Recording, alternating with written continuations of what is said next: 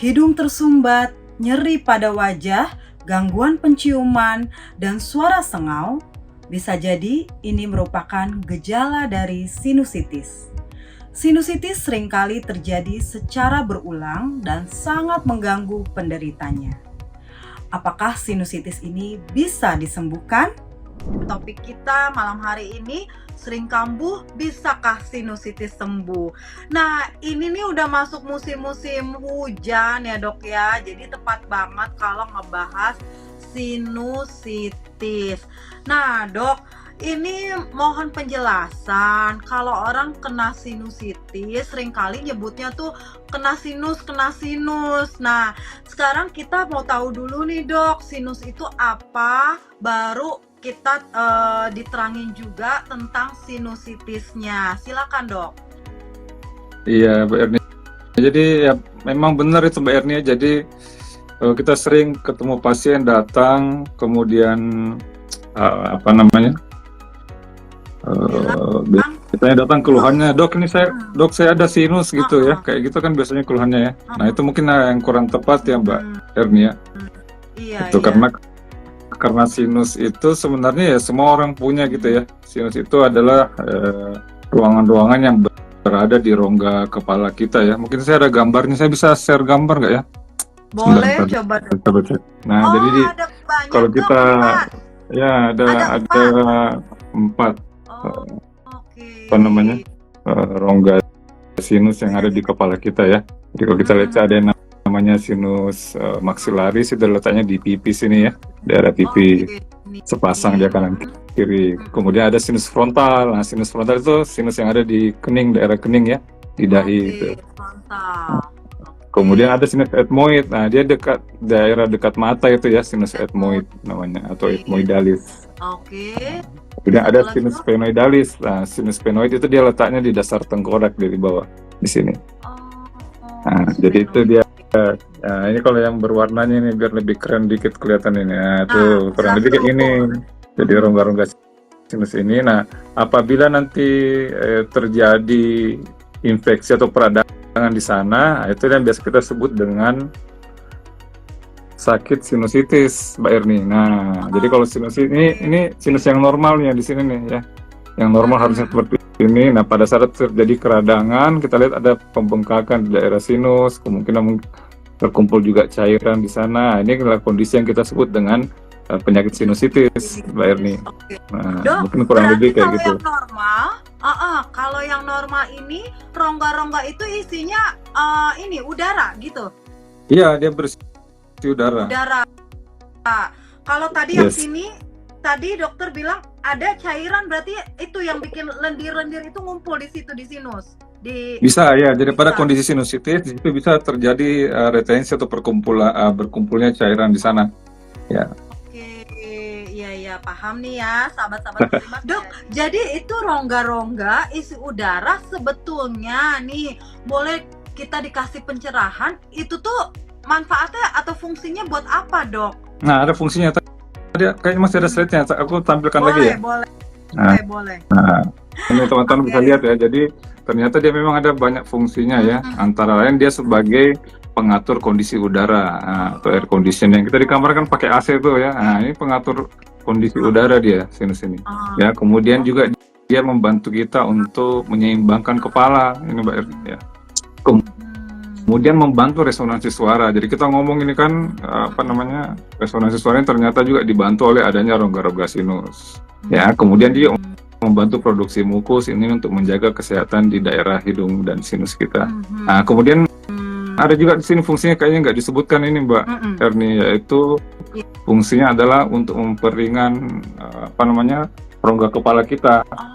Nah, bisa teman-teman bayangkan kalau tengkorak kepala kita ini berisi tulang padat semua, tentu kan jadi berat banget kepala ya. Jadi iya. Kalau berat banget kan kita mau gerak kiri kanan aja atas bawah mungkin jadi susah ya karena kepalanya berat gitu. Ya, sama Tuhan kita diciptakanlah rongga-rongga juga untuk memperingan juga rongga kepala kita ya. Gitu. Jadi ada banyak manfaatnya tuh Mbak Erni. Iya, wow, luar biasa ya.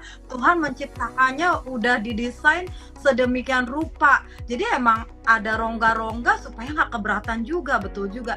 Terus berarti kalau tadi sinusitis dok, tadi berarti untuk resonansi suara, berarti kalau orang yang kena sinusitis pantas ya bisa suaranya sengau gitu atau bindeng gitu ya dok ya? Yes, bisa banget, Mbak. Orang-orang flu, orang-orang yang kena sinusitis. Jadi pada kondisi sinusitis seperti yang tadi kita tunjukkan, terjadi keradangan. Jadi sinus kita kan dilapisi dengan mukosa, Mbak, ya, itu dia mengalami pembengkakan di sana. Nah, karena meradang atau membengkak itu sehingga dia menyempit, itu terjadi penyempitan, ditambah lagi mungkin ada pengumpulan cairannya sehingga itu mengganggu aliran udara, Mbak Ernia. Itulah yang membuat orang jadi suaranya seperti itu, agak bindeng gitu.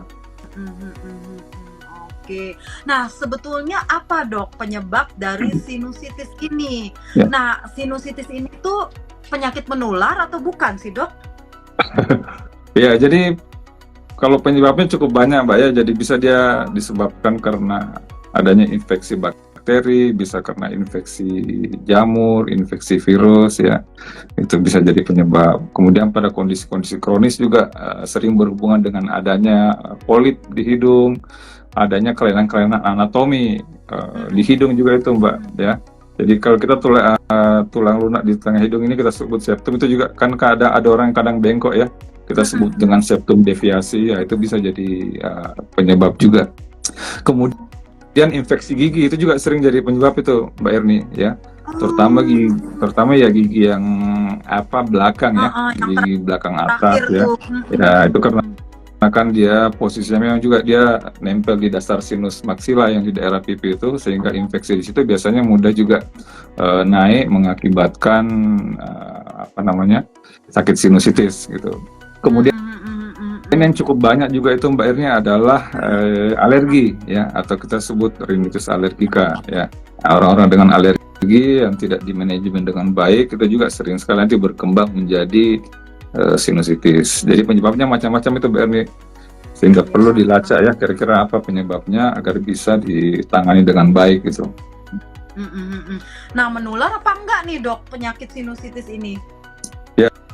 Ya, bisa aja dia menular, Mbak Erni, karena kan tadi kan bisa dia penyebabnya virus ataupun bakteri, ya, sehingga pada saat terutama kalau dia sinusitisnya juga disertai dengan ada batu atau pada saat dia bersin, dropletnya itu bisa menulari orang sekitar gitu.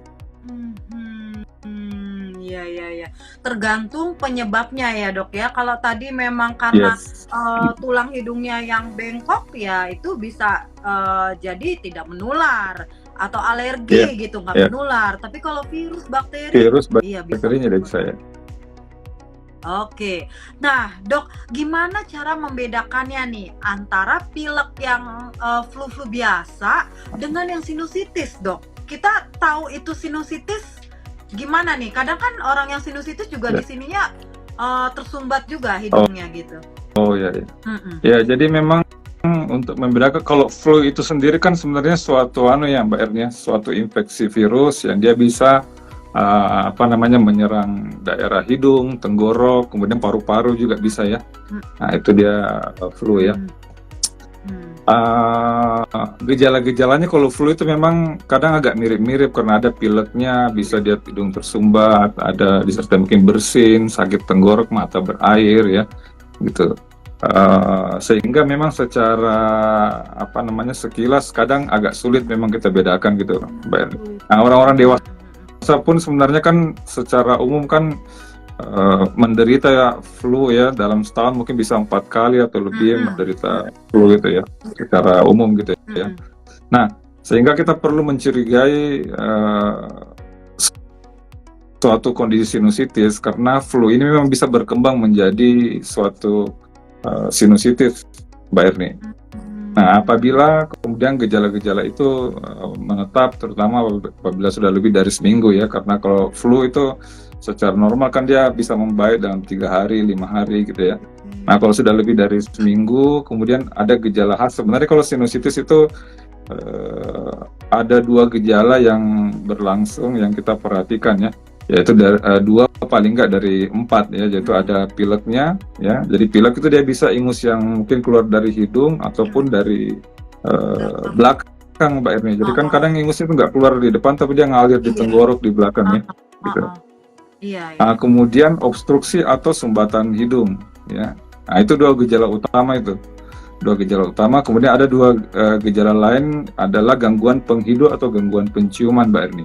Ya, gangguan penciuman, dan satu lagi adalah nyeri daerah facial atau daerah wajah ya, nyeri daerah wajah atau kepala gitu. Nah, kira-kira kalau ada dua keluhan itu ya kita bisa mencurigai ada sinusitis ya. Jadi kalau kita flu, pilek, kadang ya cuma 3 sampai 5 hari paling lama tuh udah pulih, udah sembuh ya dok ya. Sinusitis ini berarti berlangsungnya lebih lama dok ya? Ya, bisa berlangsung lebih lama ya. Nah, kalau tadi di wajah ada sakit gitu, berarti kalau nyeri itu kalau kita pencet gini atau kita tekan gini sakit, berarti itu bisa kemungkinan sinusitis dok. Di sini tadi di bagian-bagian sinus itu gitu. Ya, karena itu memang salah satu pemeriksaan juga yang menunjang untuk menegakkan diagnosis sinusitis adalah ada nyeri tekan memang ya Mbak Erni. Jadi kalau dia terjadi sinusitis pada daerah maksira, pada saat kita tekan mungkin dia bisa merasa lebih nyeri ya gitu. Jadi ada kita sebut nyeri tekan sinus biasanya. Tapi tidak semua orang sinusitis mengalami itu Mbak Erni. Jadi jangan sampai karena kita tekan kok nggak sakit berarti bukan sinusitis, enggak ya. Tapi memang adanya nyeri tekan sinus itu kadang membantu kita juga untuk menegakkan diagnosis. Oke. Nah dok, tadi kan salah satu gejala juga kan itu keluar nih meler, keluar ingus gitu ya.